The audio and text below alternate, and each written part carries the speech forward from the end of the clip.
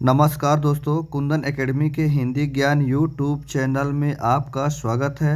आज हम हिंदी के इस लेक्चर में व्यंजन की तीसरी वीडियो लेकर आए हैं। व्यंजन की पिछली वीडियो में हम लोगों ने देखा था उच्चारण के आधार पर व्यंजन और प्रयत्न के आधार पर व्यंजन। आज हम जो है तो तीसरे प्रकार को पढ़ने जा रहे हैं व्यंजन के। देखिएगा ये तीसरा प्रकार कौन सा है? श्वास। इसको प्राण के आधार पर भी कहते हैं। तो श्वास या प्राण के आधार पर जो व्यंजन होते हैं ये दो प्रकार के होते हैं दोस्तों, अल्प प्राण और महाप्राण व्यंजन होते हैं। क्या श्वास या प्राण के आधार पर, या कह सकते हैं वायु के आधार पर व्यंजन दो प्रकार के होते हैं, अल्प प्राण और महाप्राण व्यंजन होते हैं।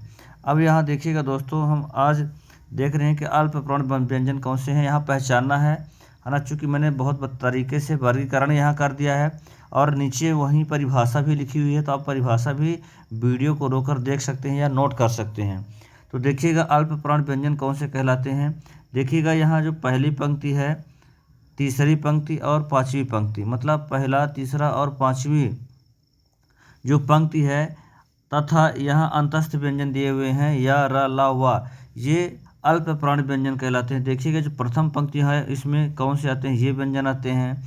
तृतीय पंक्ति में कौन से हैं, ये हैं ग वाली पंक्ति। और जो पांचवी पंक्ति है जो पंचमाक्षर होता है, अंगा, इया, आड़ा, ना और माँ, ये अल्प प्राण व्यंजन कहलाते हैं। तो दोस्तों समझ में आ गया क्या? अल्प प्राण व्यंजन के अंतर्गत प्रथम पंक्ति, तृतीय पंक्ति और पांचवी पंक्ति जो बॉक्स के अंदर है, हमने बॉक्स ही बाकायदे बना दिया है, तो आपको रटना नहीं होगा बल्कि ध्यान देना होगा।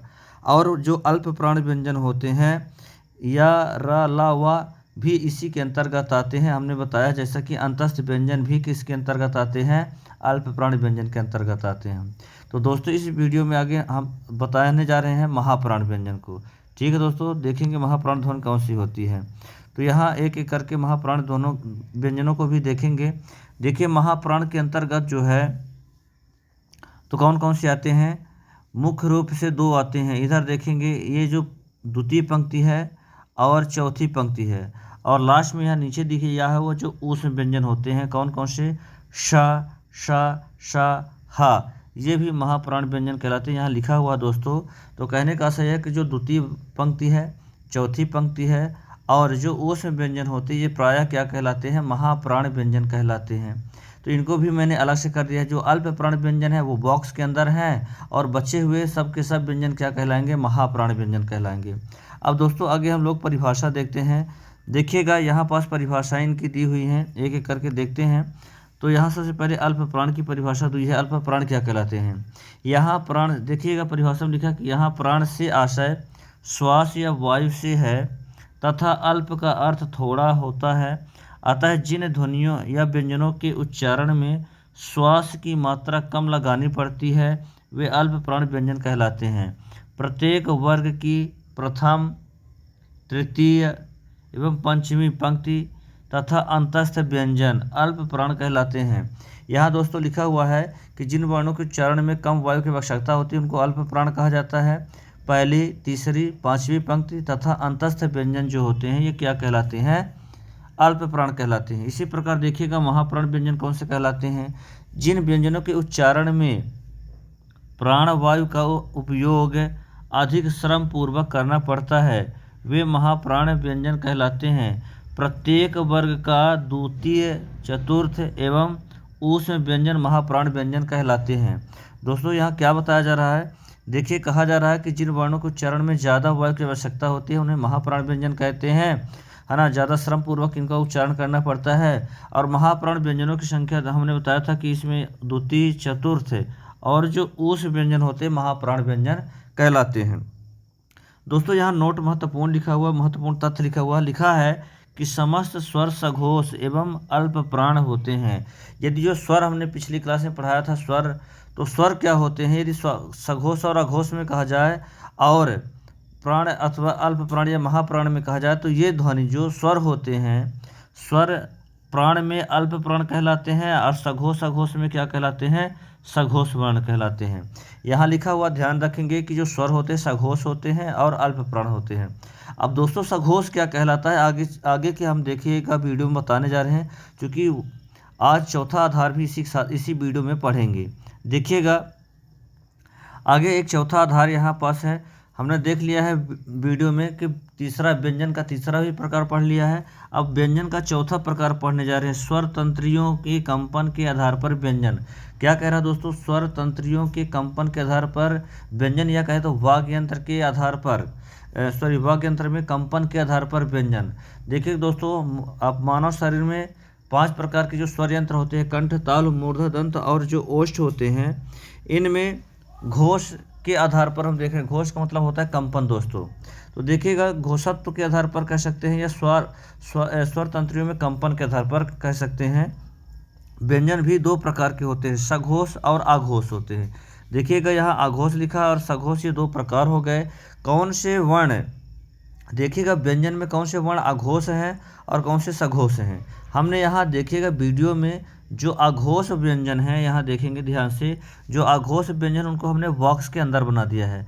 तो बॉक्स के अंदर जो व्यंजन है वो सभी के सभी क्या है, आघोष है। जैसे देखेंगे क, ख, च, छ, ट, ठ, त, थ और प, फ, ये व्यंजन आघोष व्यंजन कहलाते हैं। साथ ही यहाँ भी लिखा हुआ देखिएगा श, श, श, ये 3 जो होते हैं, उस व्यंजनों में जो 3 हैं, कौन कौन से हैं, श, श, श, ये तीनों शाही क्या कहलाते हैं, आघोष व्यंजन। बाकी के सभी जो व्यंजन बचे हुए हैं, जो बॉक्स के बाहर हैं, सब क्या कहलाते हैं दोस्तों, ये सब सघोष कहलाएंगे, सब सघोष व्यंजन कहलाएंगे। ठीक है, यहाँ तक कि ये देखिए सब सघोष ही कहलाएंगे। हा भी किसके अंतर्गत आता है, सघोष के अंतर्गत ही आता है। लेकिन दोस्तों देखिएगा, जो उच्छिष्ट वर्ण हमने बताया था प्रयत्न के आधार पर, उच्छिष्ट वर्ण कौन से वर्ण होते हैं, ड़ा और ढ़ा, जिनके अंत में बिंदु, नीचे बिंदु लगा होता है, यानी नुक्ता लिखा होता है, ये क्या ध्वनि कौन सी कहलाती है, ये ड़ा है और ये ढ़ा है। इन ध्वनियों का उच्चारण भी देखिएगा सघोष वर्ण के अंतर्गत ही आता है। क्या दोस्तों, हमने ये बताया है कि जो उच्छिष्ट वर्ण होते हैं, ड़ा और ढ़ा, है ना, ये भी सघोष वर्ण कहलाते हैं दोस्तों, सघोष वर्ण। तो याद रहे, इनकी अब परिभाषा आगे हम बताने जा रहे हैं। सघोष और अघोष को हमने क्लियर कर दिया। बॉक्स के अंदर जो है तो सघोष, जो बॉक्स के अंदर है वो अघोष वर्ण है, और जो बॉक्स से बाहर है वो सब सघोष वर्ण है। दोस्तों याद नहीं करना, कतई इनको ध्यान रखना है कि जो बॉक्स के अंदर हैं वो सब के सब वर्ण आघोष कहलाएंगे, और जो बॉक्स के बाहर सब सघोष हैं। तो इस प्रकार से आप देख सकते हैं। बाकी यहाँ मैंने बता दिया कि उच्छिष्ट वर्ण भी क्या होते हैं, सघोष होते हैं। इनकी परिभाषाएं देखिएगा, जैसा कि हमने बताया, लिखिए यहाँ लिखा है, यहाँ घोष का अर्थ कंपन से है। जिन व्यंजनों के उच्चारण में हवा के गले से निकलने पर स्वर तंत्रिका झंकृत होती है, उन व्यंजनों को सघोष या घोषत्व व्यंजन, घोष व्यंजन कहते हैं। प्रत्येक वर्ग का तीसरा, चौथा, पांचवा एवं अंतस्थ व्यंजन कौन से, या, र, ल, व तथा हा, सभी और क्या कह रहा है, सभी स्वर सघोष वर्ण कहलाते हैं। क्योंकि मैंने यहाँ बता दिया, ऊपर बता भी दिया ग्राफ बना करके, और यहाँ परिभाषा में भी लिखा हुआ है दोस्तों, ध्यान रखेंगे। परिभाषा में क्या लिखा है कि घोष का अर्थ होता है कंपन से, जिन वर्णों के उच्चारण में स्वर तंत्रिका में कंपन पैदा होती है, सघोष वर्ण कहलाते हैं। प्रत्येक वर्ग का तीसरा, चौथा, पांचवा अंतस्थ व्यंजन और हा, और साथ ही प्रत्येक स्वर जो होते हैं, स्वरों की संख्या 11 होती है, सभी 11 के 11 स्वर क्या कहलाते हैं, सघोष वर्ण कहलाते हैं। तो ये सघोष वर्णों की परिभाषा हो गई। आगे देखेंगे दोस्तों अघोष वर्ण। यहाँ अघोष वर्ण की परिभाषा दी हुई, इनको देखते हैं। तो जैसा कि घोष का मतलब होता है कंपन, आ मतलब नहीं होता, मतलब अघोष मतलब जिन वर्णों को उच्चारण में बोलने में कंपन पैदा न हो। सघोष मतलब सहित, स का अर्थ होता है सहित, मतलब जिन वर्णों के उच्चारण में घोष मतलब कंपन पैदा होती है तो सघोष, और जिन वर्णों के उच्चारण में घोष मतलब कंपन पैदा नहीं होती है वो आघोष कहलाते हैं। जिन वर्णों की लिखा है परिभाषा में, जिन वर्णों के उच्चारण में हवा के गले से निकलने पर स्वर तंत्र का झंकृत नहीं होती, मतलब कंपन पैदा नहीं होता, वे अघोष वर्ण व्यंजन कहलाते हैं। इनके उच्चारण में केवल श्वास का उपयोग होता है। आगे लिखा है प्रत्येक वर्ग का प्रथम, द्वितीय एवं ओस व्यंजन अघोष व्यंजन कहलाते हैं। और ओस व्यंजन में हा को छोड़कर दोस्तों, चूँकि हमने ऊपर बताया भी है, यहाँ आप देख सकते हैं कि ये जो है व्यंजन श, श, श, सा, सा, सा, ये तीनों ही सा अघोष है। बाकी हा जो है तो किसके अंतर्गत आता है, सघोष के अंतर्गत। तो इस प्रकार से दोस्तों आज हमने व्यंजन का तीसरी वीडियो बनाया और इसमें देखा है कि तीसरे और चौथे आधार को भी पढ़ लिया है व्यंजन के।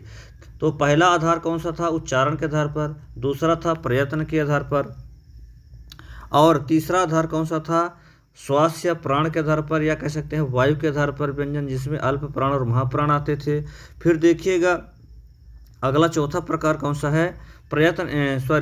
चौथा आधार जो है तो स्वर तंत्रियों में कंपन के आधार पर। यह कह रहा है कंपन या घोषत्व के आधार पर कह सकते हैं। क्या दोस्तों? घोषत्व के आधार पर।